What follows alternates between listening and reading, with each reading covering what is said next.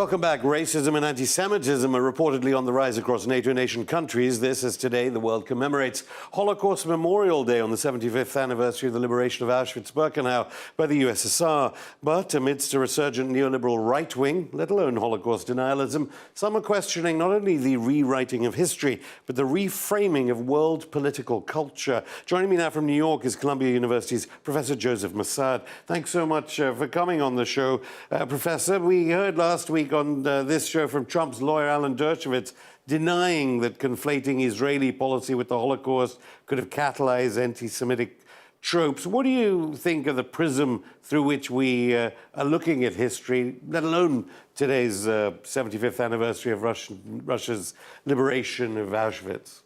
Well, I think, of course, Israel has always used all kinds of arguments to justify many of its crimes against the Palestinian people, including its illegal occupation of the West Bank or Gaza or of the Syrian Golan Heights or even parts of southern Lebanon historically. And it used the history of the oppression of Jews in Europe often historically and as it does today to justify many of its crimes. And I think Netanyahu's projected steps to be taken, I think, in the next few days on the occasion of Holocaust Memorial Day to attack and sanction the International Criminal Court for daring to investigate Israel's war crimes, a decision the ICC made in December, to use this occasion to actually rally support for Israel to condemn and sanction the ICC for daring to question Israeli war crimes that it has decided to investigate, I think makes a farce of this horrifying tragedy that is being commemorated this year. So, however, this is hardly new for the Israelis. My understanding also from the Israeli press is that Netanyahu is seeking to impose on world leaders the adoption of the new definition by the International Alliance, the International Holocaust Remembrance Alliance, which has recently, in its definition of anti-Semitism, included any criticism of the State of Israel or Zionism. So in many ways, this is reframing the meaning of Zionism as collapsing it into Judaism and Jewishness, something which, of course, the majority of Jews historically have opposed. As history shows us, the majority of Jews, since the beginning of the rise of Zionism at the end of the 19th century, have opposed this movement, and they did so, in fact, in many other movements that competed for support of the Jewish people of Eastern Europe, especially, including the Bund, which opposed Zionism. Nonetheless, a large number of Jews would sort of come around to supporting Zionism after the Holocaust as a result of this great tragedy and the horrific murder of the majority of European Jews, 90% of whom were killed during the Holocaust by the Nazi criminal regime. So to use this occasion today, I think, to try to impose sort of Israel's will to whitewash its crimes rather than seeing this occasion as the instance that should remind us all that criminals, those who commit war crimes, those who commit wars of aggression, should be opposed, that should be brought to justice, is, I think, quite ironic. But, of course, all the Labour leadership candidates here in Britain who will be replacing Jeremy Corbyn have adopted that very definition that you are denigrating. Do you think they're going to have a harder time getting a person running for the Democratic presidential candidacy, Bernie Sanders, who, of course, has relatives who died in Auschwitz, getting him to stick by that definition? I suspect he may be also critical. But historically, remember, there's always been a distinction between Zionism, Jewishness, and Judaism. And the Israeli government has sought, since the 1950s, to collapse all these terms and all these references into one. So in that sense, we see this beginning in the 1970s as an explicit strategy, at the time spearheaded by the Israeli politician Abba Eban, who was a foreign minister, and before that, the United Nations representative of Israel, who insisted and gave a speech in the early 70s, insisting that, in fact, we must equate Zionism with Jewishness and Jews, and that any opposition to Zionism should be cast in the frame of anti-Semitism.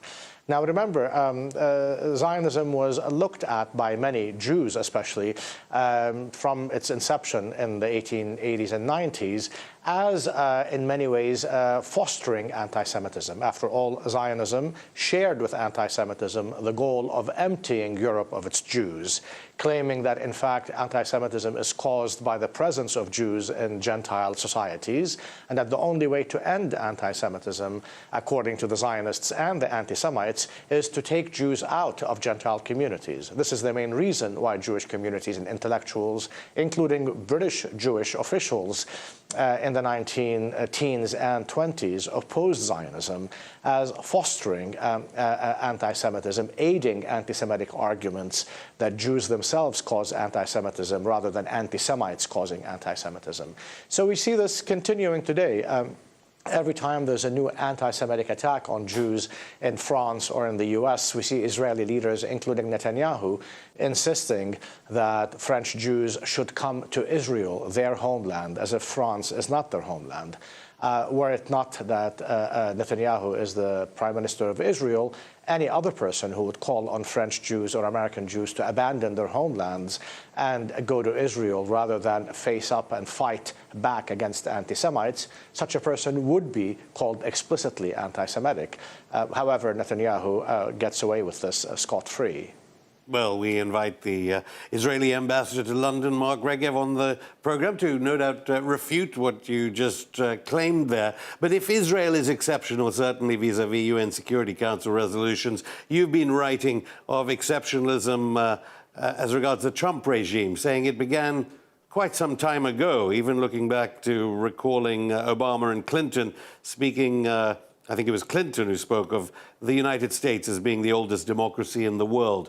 What has happened to the understanding of history itself there? We see an attempt to sort of refashion sort of world political culture. And this has been part of U.S. policy since the dawn of the Cold War, although it had not been quite successful. I mean, there's been a lot of scholarly revelations and historical revelations of the role of the CIA in funding newspapers and magazines across the world to influence intellectual production in terms of adopting American definitions of political principles. So, and I think so the concept, for example, that U.S. democracy exists since 1776 deliberately sidesteps the limited history of that democracy. Perhaps one could call it a master race and master sex democracy, since between 1776 and the mid-1970s, or well, from mid-1960s onwards, only white Americans had access to this democracy. Certainly, American women did not until they got the vote after World War I. We saw, the U.S. history being divided between a century of slavery followed by a century of apartheid. Yet all this seems to be irrelevant to the definition that the U.S. has been a democracy since 1776, and that someone like President Obama or the candidate Clinton would endorse these notions of democracy that excluded them a priori, that they would not have had access to this democracy since 1776, yet they would parrot this kind of a U.S. dictum that the U.S. had been a democracy since 1776, tells you of a large amount of American nationalism that has been successful in reframing its history of very, very limited democracy to a few as if it had been a democracy for all. This would be tantamount to Nelson Mandela, before he died, coming up and saying that the founding fathers of racist South Africa are in fact the founding fathers of South African democracy, which evolved slowly to include black people after 1994. Of course, any such person making such a declaration would be laughed out of the room, yet in the U.S. this passes for objective truth. If Obama arguably cloaked his imperialism in rhetoric seen as beautiful by mainstream media, can you give Trump some credit for removing that cloak and serving as a wake-up call to the imperialism you're alleging? Very much so. I think, in fact, Trump has not done many of the horrific things that Obama had committed. And this includes, for example, Obama's deportation of 3 million so-called illegal immigrants in the U.S., which is a number larger than all refugees or all immigrants that had been expelled by all previous American presidents combined. And certainly, while Trump is seeking to expel and deport more, he has not been able to expel 3 million illegal immigrants as Obama had done. This just gives you one example of how the kind of more cosmetic language used by Obama made sure that the media did not focus on many of his sort of less salutary or even less delectable policies, whereas Trump actually speaks his mind and does not mince words about what his policies are. So while, of course, I'm very critical of Trump, I do welcome his honesty as opposed to Obama's dissimulation. And when you write of United States imperialism, you normally lump Britain in as if Britain just follows. What do you make of the fact that the newly elected Boris Johnson has just hosted Juan Guaido, the recognized leader of Venezuela by the European Union and by the United States? What do you make of London hosting Juan Guaido of Venezuela?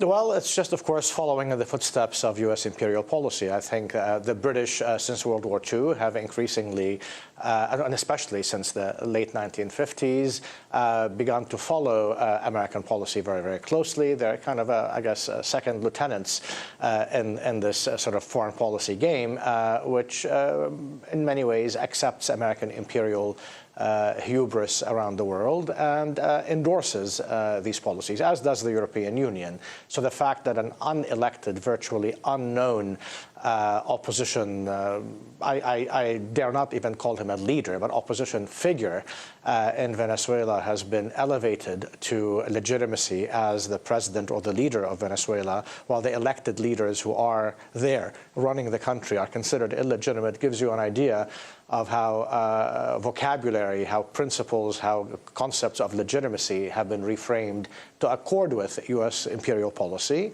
And the British and the Europeans sort of follow suit, since they are sort of junior lieutenants in America's imperial policy and goals around the world. And how do you see the role of propaganda in reframing history? As we look back 75 years to, as I said, the Soviet liberation to Auschwitz, during these years, has history been changed in normal people's imaginations to a very large extent by propaganda? I would say yes, and it need not be formal propaganda. It could be just sort of Hollywood films, television programs, the press, even historiography. After all, for example, very few Americans know that 90% of Nazi casualties were on the Soviet front, that in fact it was the Soviet Union who successfully was able to defeat Nazi Germany, that the Soviet Union lost upwards of 25 million people in that war. Of course, while the Americans were also instrumental in defeating the Nazis at the end of the war, they joined late, of course, and lost close to 500,000 soldiers.